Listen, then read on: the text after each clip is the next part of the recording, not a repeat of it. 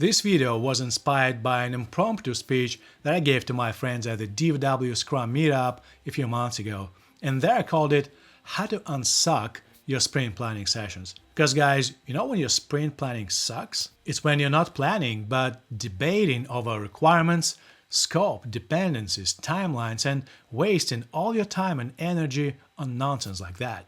But there's one method that, if you apply it exactly as I say, will make your sprint plannings much more effective, and as a BA, you'll be seen as a true leader by your team. Let's unpack.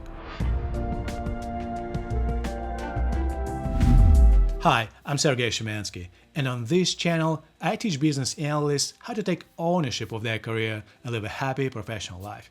If you're here for the first time, hit that subscribe button so you don't miss new videos that we publish on this channel. Thank you. A few years ago, during the very first sprint planning on a new project, we had a team of BAs that brought a ton of user stories to that meeting. All those stories had been fully defined with all the acceptance criteria, annotated wireframes, and they were approved by the business to get the whole package. The only problem was the Scrum team had never seen these user stories before the planning, and of course, we could not estimate anything. Starting with the very first user story, the team was asking questions that the BAs were unable to answer. Despite that the user story contained a lot of details, those details didn't help. And after 20 minutes of going nowhere, we dropped that story, picked another one, and then another one. We tried to split, rename, and revisit the sequence of stories, but nothing worked. And we could not estimate anything.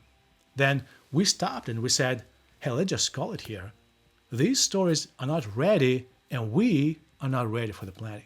The team learned their lesson, and with the next sprint, we started doing something differently, something that greatly improved the quality of the planning sessions. Are you ready for that?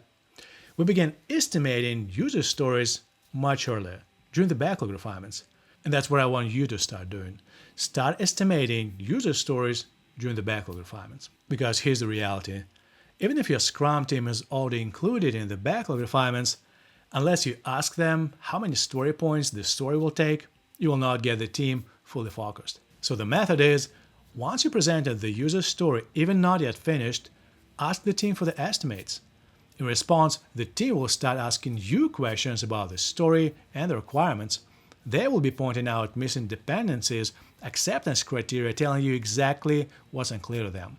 And as a BA, you should listen and collect all those questions and ensure that you answer them explicitly in the requirements, in the form of acceptance criteria, in the wireframes, or in the description. So don't just answer those questions verbally. Ensure that the answer is embedded in the user story. And your user stories will evolve. They will have only the details that are truly important for the business and the development team, and all other details will not be needed and they will disappear. Does that make sense? If you disagree or agree with what I say, let me know in the comments. And the biggest impact that you'll see is that your development team will co-own the user stories with you, and your stories will be truly ready before the planning.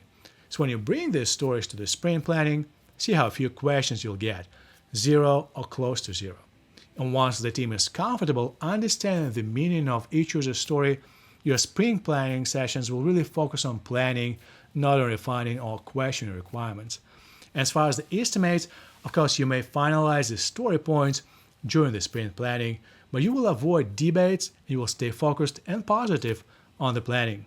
Also, having the stories preliminary estimated will make it much easier for the product owner to pre-plan and schedule the future sprints in advance based on the estimates and the projected team's capacity. To make what I say even more practical, I have an extra gift for you. It's an invitation to a user stories development webinar, and they will discuss why the old methods of talking about user stories no longer work, and what you need to do and know to stay ahead of the competition and bring the most value to an agile team. It's absolutely free. Register today using the link in the description. So what do you think? Have you tried estimating stories during the refinements, and has it worked for you? Share in the comments below. And if you disagree, let me know and let's discuss. I'm Sergey Shumansky, and thank you for watching this video. If you found it useful, click that like button and share it with someone who's really interested in finding new and better ways of planning the Scrum sprints. They will highly appreciate it. And also, I have a video for you right here where I share a template of your best friend as an Agile BA the definition of ready. I'll see you there in a second.